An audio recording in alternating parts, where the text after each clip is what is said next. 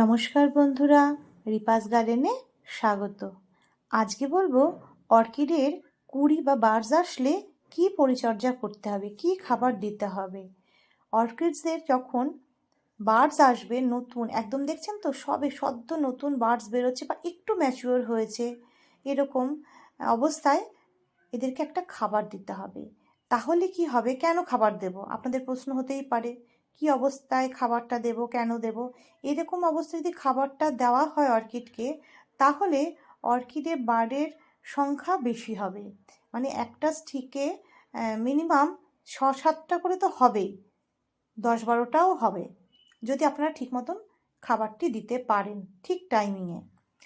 সেই জন্য যখনই যে দেখালাম যে ছোট্ট অবস্থায় যখন বার্ডসটা আপনার স্টিকটা দেখতে পাচ্ছেন, সেই অবস্থায় দিলে পরে অর্কিডের বার্ডসের সংখ্যা তো বাড়বেই, কোনো কোনো অর্কিডে আবার 2টো করে স্টিকও আসতে পারে। এবার চলে আসি কি খাবার দেব। তখন থেকে তো বলে দিচ্ছি খাবার দেব খাবার দেব খাবার দেব, তাহলে কি খাবার দেব। যখনই এরকম কুড়ি আসবে তখন আমি এনপিকে 0050 এই খাবারটি দেব। এই খাবারটি দিলে পরে অর্কিডের বার্ডসের সংখ্যাও বাড়বে, প্লাস কুড়ি ঝরে পড়ে যাবে না। আসুন তাহলে কি খাবার কত পরিমাণে দিই সেটা দেখে নিই।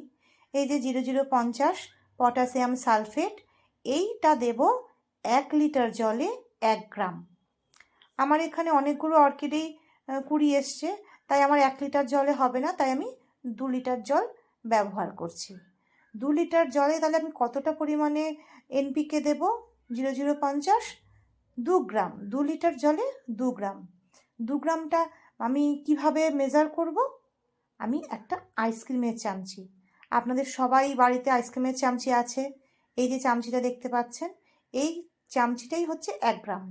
যেহেতু 2 লিটার জল দিচ্ছি, তাহলে এখানে আমি 2 বার দেব, 2 চামচ, যাতে আপনাদের মেজারমেন্ট করতে সুবিধা হয়। কারণ অনেকেই বলেন যে 1 গ্রাম মাপবো কী করে, তাদেরকে জন্যই কিন্তু আমার এই বলা যে আইসক্রিমের চামচিটা আপনাদের ঘরোয়া ব্যবহার করতে পারেন এবং সুবিধাও হবে মাপ বুঝতে।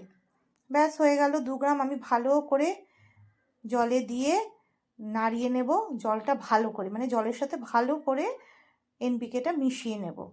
এরপর আমি প্রত্যেকটা গাছের গোড়াতে, পাতাতে আমি স্প্রে করব। আপনাদের গাছের সংখ্যা যদি বেশি হয়, 2 লিটার জলে হবে না, তাহলে আপনারা 5 লিটার নিতে পারেন। 5 লিটার জলে কত হবে, 5 গ্রাম এনপিকে হবে। এই যে এইভাবে আমি এনপিকে প্রত্যেকটা পাতায় পাতায়, প্রত্যেকটার গোড়ায় আমি স্প্রে করে দেব। এই স্প্রেটা কখন করব সেটাও কিন্তু একটা গুরুত্বপূর্ণ বিষয়।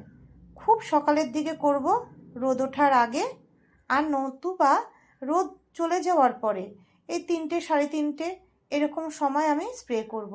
কিন্তু কখনোই সেটা কিন্তু 5টার পরে কিন্তু আমি স্প্রে করব না, কারণ এই যে পাতার খাঁচে যদি জল থেকে যায় না, তাহলে সেখান থেকে পচন লাগে। তাহলে বুঝতে পেরেছেন বন্ধুরা কখন করতে হবে। টাটা।